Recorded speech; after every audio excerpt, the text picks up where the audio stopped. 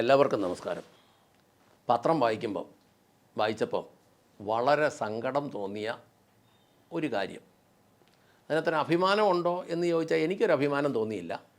പക്ഷേ വളരെ സങ്കടകരമായ ഒരു വാർത്ത ഞാൻ ഈ ദിവസങ്ങളിൽ കണ്ടു. ഇന്ത്യയിൽ ചീറ്റപ്പുലിയെ ഈ അടുത്ത കാലത്ത് കൊണ്ടുവന്ന് കൂട്ടത്ത് നിന്ന് സെൽഫി എടുത്തതും ഫോട്ടോ എടുത്തതും അതൊരു വലിയ വാർത്തയായിരുന്നതൊക്കെ അറിയാമല്ലോ. 2022 സെപ്റ്റംബറിൽ നമീബിയയിൽ നിന്ന് 8 എണ്ണത്തിനെ കൊണ്ടുവന്നു. 23 ഫെബ്രുവരിയിൽ ദക്ഷിണാഫ്രിക്കയിൽ നിന്നൊരു 12 എണ്ണത്തിനെ കൊണ്ടുവന്നു. എന്ന് പറഞ്ഞാൽ നമ്മളിപ്പോൾ മനസ്സിലാക്കുന്നത് കഴിഞ്ഞ 3 വർഷം കൊണ്ട് 30 പുലിയാണ് ഇവിടെ ഉള്ളത്, ചീറ്റപ്പുലി. 30 ചീറ്റപ്പുലിക്ക് അവരെ സംരക്ഷിക്കാൻ വേണ്ടി ചിലവാക്കിയേക്കുന്ന തുക എത്രയാണെന്നറിയാമോ? 138 കോടി. എങ്ങനെയുണ്ട് കളി? ഇത് ഒരു വശത്തൂടെ പറയും നമ്മുടെ രാജ്യത്തിൻ്റെ അഭിമാനം ഉയർത്തിയ, എനിക്കറിയത്തില്ല അതിനെക്കുറിച്ച്, എനിക്ക് അത്രയും കാര്യങ്ങൾ മനസ്സിലായില്ല. എന്നാലും ഈ വാർത്ത കണ്ടപ്പോൾ എനിക്ക് വളരെ ഒരു വേദന തോന്നി. ഇനി അതിനകത്ത് 2-3 കാര്യങ്ങൾ, ഈ 138 കോടി എന്തിനാണ് മുടക്കിയതെന്ന് അതിനകത്ത് എഴുതിയിട്ടുണ്ട്. ഒന്ന്, ചീറ്റകളുടെ ചലനങ്ങളും ആരോഗ്യവും നിരീക്ഷിക്കാൻ എല്ലാവർക്കും റേഡിയോ കോളർ വെച്ചു. റേഡിയോ കോളർ വെച്ചൊരു ആനയെ കൊണ്ട് വിട്ടിട്ടുണ്ട്, എവിടെ പോയെന്ന് ദൈവത്തിനറിയാം. നിരീക്ഷിക്കുന്നുണ്ടോ ഇല്ലയോ, ചത്തെന്ന് ആരാണ്ട് പറയുന്നത് കേട്ടു, ചത്തില്ലയോ ഒന്നും നമുക്കറിയത്തില്ല. അപ്പോൾ ഇത് ചലനങ്ങളും ആരോഗ്യവും നിരീക്ഷിക്കാൻ റേഡിയോ കോളർ ചീറ്റക്കെല്ലാം വെച്ചിട്ടുണ്ട്. പിന്നെ ഗർഭകാല നിരീക്ഷണത്തിന് പ്രത്യേക ഡോക്ടർമാർ, പിന്നെ ഗർഭം ഉണ്ടെങ്കിൽ മതിയായ പോഷകാഹാരവും മാനസിക സമ്മർദ്ദമില്ലാത്ത അന്തരീക്ഷം പുലിക്കേ.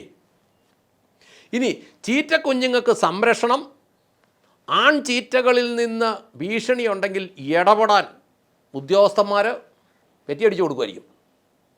പിന്നെ കുഞ്ഞുങ്ങൾക്ക് ആവശ്യമായ പ്രതിരോധ കുത്തിവയ്പ്പുകൾ, സപ്ലിമെൻറ്റുകൾ, അണുബാധ ഒഴിവാക്കാനുള്ള ആരോഗ്യകരമായ സാഹചര്യങ്ങൾ, ചീറ്റക്കുഞ്ഞുങ്ങളുടെ സ്വാഭാവിക വാസനകൾ നഷ്ടപ്പെടാതിരിക്കാൻ പ്രത്യേക ശ്രദ്ധ, പിന്നെ ആഫ്രിക്കയിലെ കാലാവസ്ഥയെന്ന് കൊണ്ടുവന്നത് കൊണ്ട് ഇവിടുത്തെ കാലാവസ്ഥയായിട്ട് ഇവർക്ക് മാനസിക സമ്മർദ്ദമുണ്ട്, അത് നേരിടാനുള്ള പദ്ധതികൾ, എല്ലാം കൂടെ 138 കോടി രൂപ ഇതുവരെ ചിലവാക്കി. കണക്ക് വന്നതാണ്.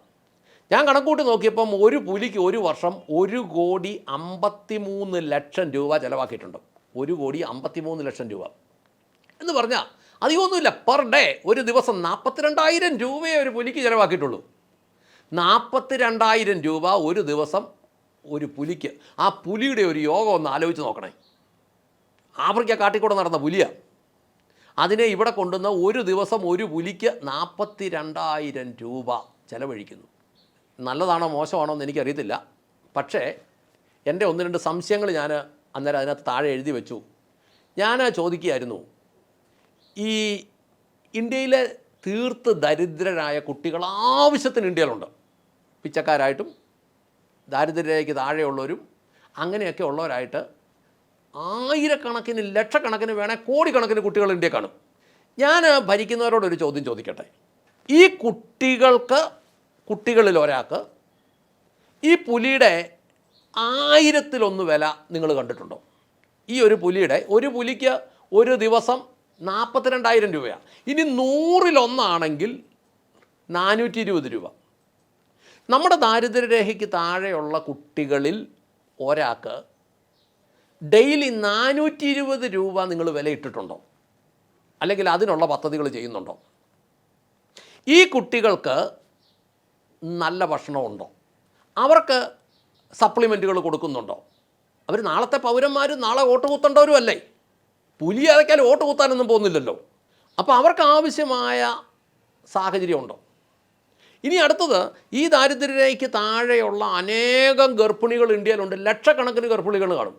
അവരുടെ മാനസിക സംഘർഷം ലഘൂകരിക്കാനുള്ള എന്തെങ്കിലും സംവിധാനം ഇതുപോലെ വല്ല പദ്ധതിക്കകത്തുണ്ടോ?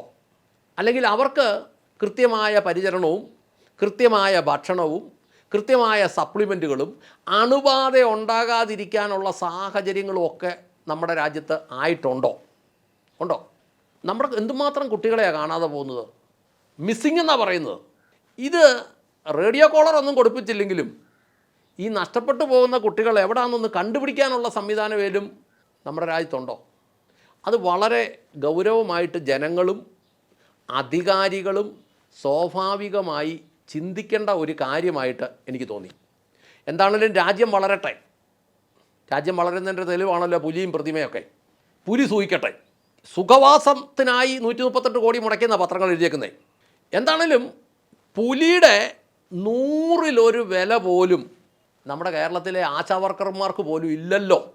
കാരണം പുലിക്ക് ഒരു ദിവസം 42,000 രൂപ മുടക്കുമ്പോൾ 400 രൂപ ശമ്പളം തരണം എന്നും പറഞ്ഞാൽ അവരിവിടെ സമരം ചെയ്തത് എന്നാണ് ഞാൻ മനസ്സിലാക്കുന്നത്.